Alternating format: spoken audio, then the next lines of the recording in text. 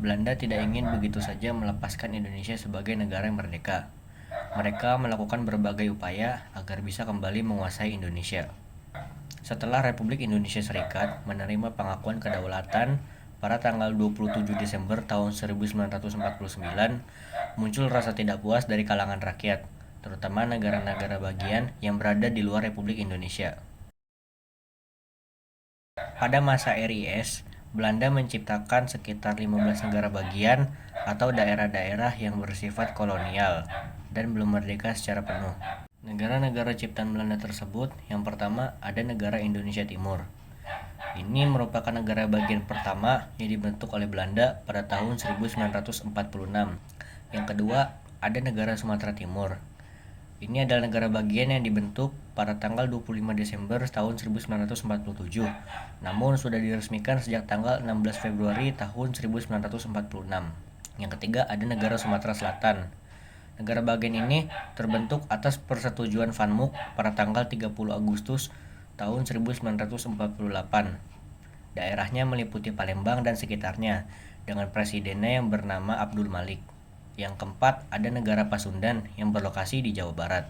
Yang kelima ada negara Jawa Timur yang dibentuk pada tanggal 26 November tahun 1948 melalui surat keputusan dari Gubernur Jenderal Belanda. Yang keenam ada negara Madura. Ini dibentuk melalui suatu plebisit yang kemudian disahkan oleh Van Mook pada tanggal 21 Januari tahun 1949. Selain keenam negara bagian tadi, Belanda masih menciptakan daerah-daerah yang berstatus otonom. Daerah-daerah otonom ciptaan Belanda tersebut yang pertama ada Kalimantan Barat, Kalimantan Timur, Dayak Besar, Daerah Banjar, Kalimantan Tenggara, Jawa Tengah, Bangka, Belitung, dan Riau Kepulauan. Kembali ke negara kesatuan. Setelah pengakuan kedaulatan RIS, tuntutan bergabung dengan negara semakin luas. Tuntutan semacam ini memang dibenarkan oleh Konstitusi RIS pada pasal 43 dan 44. Penggabungan antara negara atau daerah dikemungkinkan karena kehendak rakyat.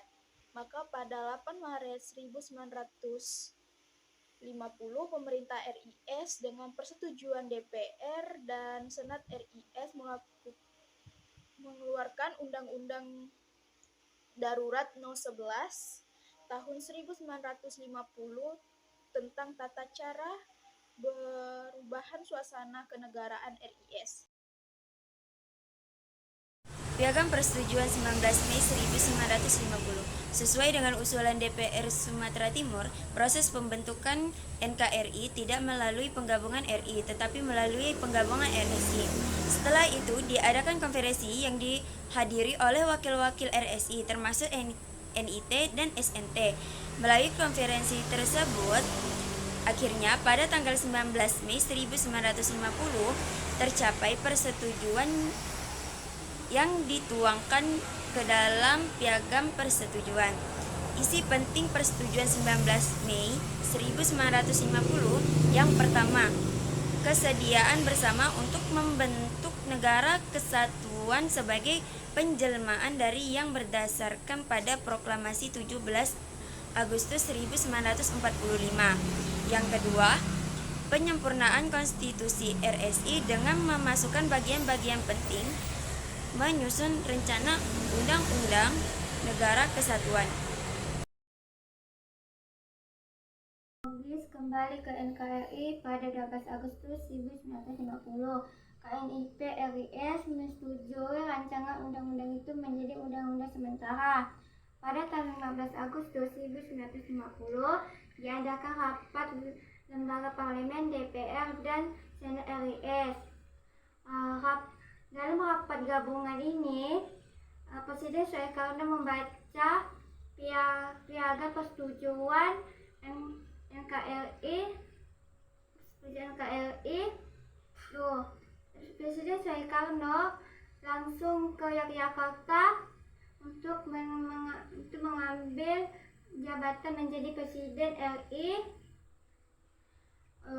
Pada 17 Agustus 1950 terbentuknya NKRI.